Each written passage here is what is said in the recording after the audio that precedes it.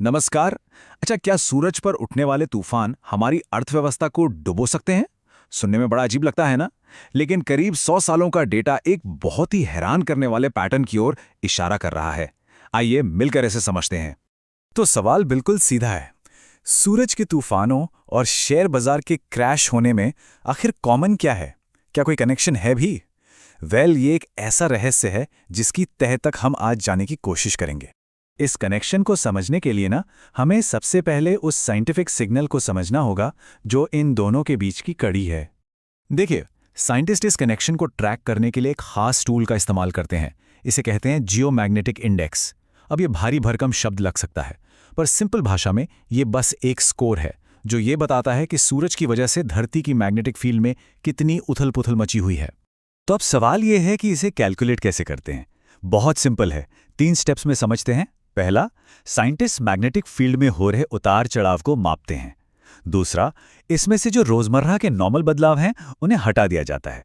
और फिर तीसरा, जो भी एबनॉर्मल यानी असामान्य हलचल बचती है बस उसी के आधार पर एक स्कोर तैयार हो जाता है।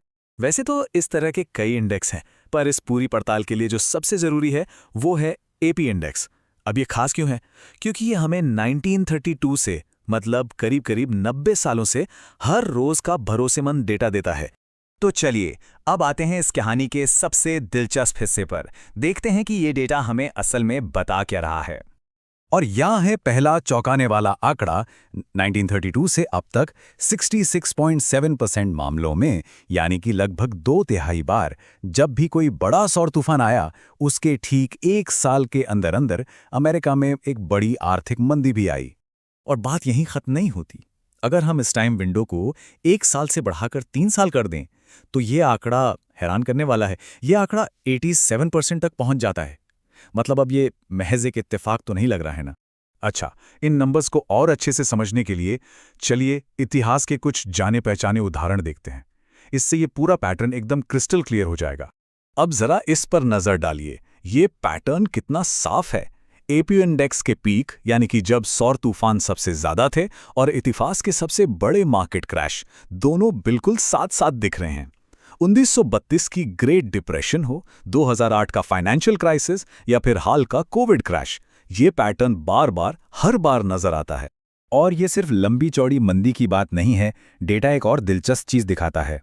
ये जो सौर तूफानों का पीक है ये अक्सर मार्केट में जब सबसे ज्यादा पैनिक और डर का माहौल होता है, ठीक उन्हीं पलों के आसपास आता है।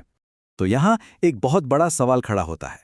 क्या ये सौर गतिविधि एक तरह की वार्निंग है, एक चेतावनी, या फिर ये सिर्फ संकट के समय होने वाली एक घटना है? चलिए इसकी टाइमिंग को एनालाइज करके समझते हैं। ये चार्ट टाइमिंग की कहानी को बिल्कुल साफ कर देता है। हम देख सकते हैं कि 71% मामलों में, यानी 10 में से करीब 7 बार, ये जियोमैग्नेटिक पीक मंदी शुरू होने के बाद या उसके दौरान आता है।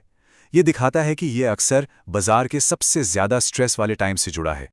लेकिन यहाँ एक ट्विस्ट है।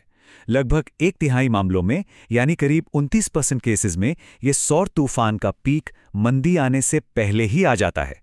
तो क्या ये एक तरह का अर्ली वार्निंग सिग्नल हो सकता है? ये सवाल वाकई सोचने पर मजबूर करता है। और हाँ, उन 71% मामलों में भी टाइमिंग रैंडम नहीं है।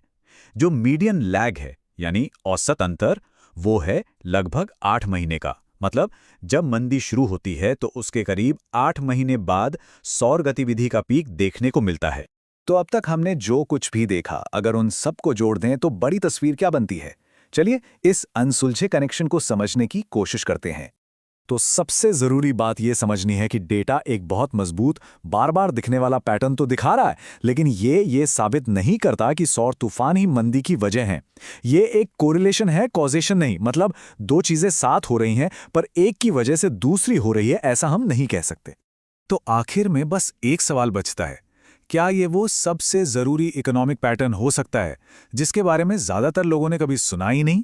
ये हमें उन अनजानी, अनदेखी ताकतों के बारे में सोचने पर मजबूर करता है जो शायद हमारी दुनिया को पर्दे के पीछे से चला रही हैं।